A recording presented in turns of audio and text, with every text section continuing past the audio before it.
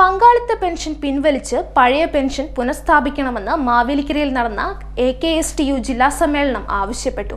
DA കുടിശ്ശിക തീർത്തു നൽകുക, കായിക അധ്യാപകരുടെ നിലവിലെ പ്രശ്നങ്ങൾ പരിഹരിക്കുക, എല്ലാ സ്കൂളിലും കായിക അധ്യാപക നിയമനം നടത്തുക, 500 കുട്ടികൾക്ക് ഒരു കായിക അധ്യാപകൻ എന്ന നിയമം മാറ്റുക എന്നീ ആവശ്യങ്ങളും സമ്മേളനം പ്രമേയത്തിലൂടെ ഉന്നയിച്ചു.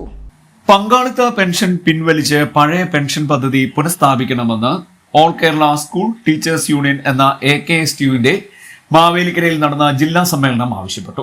DA കുടിശ്ശിക തീർത്ത് നൽകുക, കായിക അധ്യാപകരുടെ നിലവിലെ പ്രശ്നങ്ങൾ പരിഹരിക്കുക, എല്ലാ സ്കൂളുകളിലും കായിക അധ്യാപക നിയമനം നടത്തുക, 500 വിദ്യാർത്ഥികൾക്ക് ഒരു കായിക അധ്യാപകൻ എന്ന നിയമം മാറ്റുക തുടങ്ങിയ ആവശ്യങ്ങൾ സമ്മേളനം ഉന്നയിച്ചു.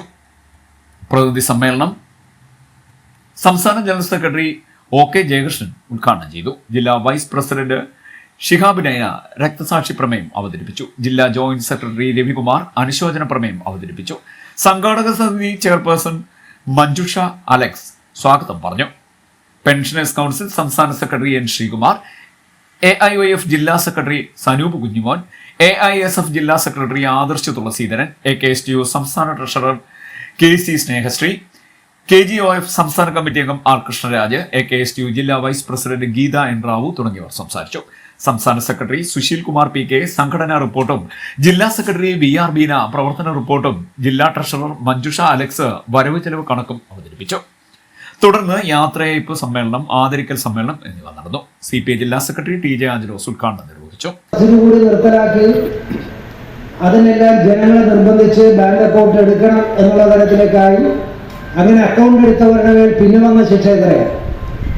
മിനിമം ബാലൻസ് ഉണ്ടാകണം എന്നുള്ള തീരുമാനം ബാങ്കുകൾ തീരുമാനിച്ചു. ഇപ്പൊ കേരളത്തിനിടയിൽ ഒരു ബാങ്ക് മരിച്ചുപോയി, സ്റ്റേറ്റ് ബാങ്ക് ഓഫ് ട്രാവൻകൂർ. കേരളത്തിന് മുമ്പുള്ള ബാങ്കാണ്, കേരള രൂപീകരണത്തിന് മുമ്പുള്ള ബാങ്ക്.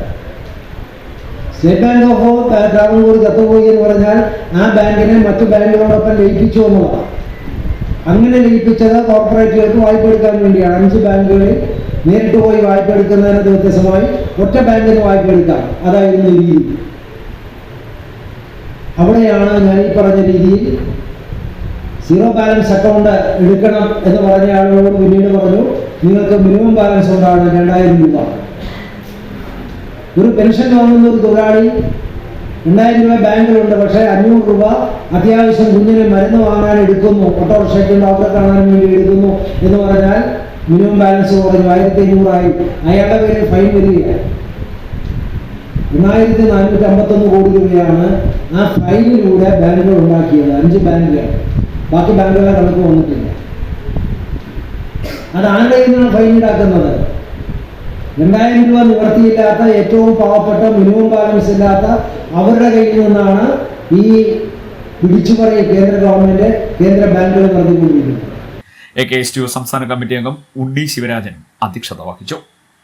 വൈസ് പ്രസിഡന്റ് ലിജിമോൾ സ്വാഗതം പറഞ്ഞു. ജില്ലാ ജോയിന്റ് സെക്രട്ടറി വിഷ്ണു മാലുമേൽ നന്ദി പറഞ്ഞു. ജില്ലാ ഭാരവാഹികളായി മഞ്ജുഷ അലക്സിനെ പ്രസിഡന്റായും, MP രവികുമാർ, ഗീത N റാവു, സുധീർ ഖാൻ റാവുത്തർ എന്നിവരെ വൈസ് പ്രസിഡന്റുമാരായും, VR ബീനെ സെക്രട്ടറിയായും, വിഷ്ണു മാലുമേൽ, ഷിഹാബ് നൈന എന്നിവരെ ജോയിന്റ് സെക്രട്ടറിയായും, ലിജിമോളെ ട്രഷററായും തെരഞ്ഞെടുത്തു. CD net news Mavelikkara.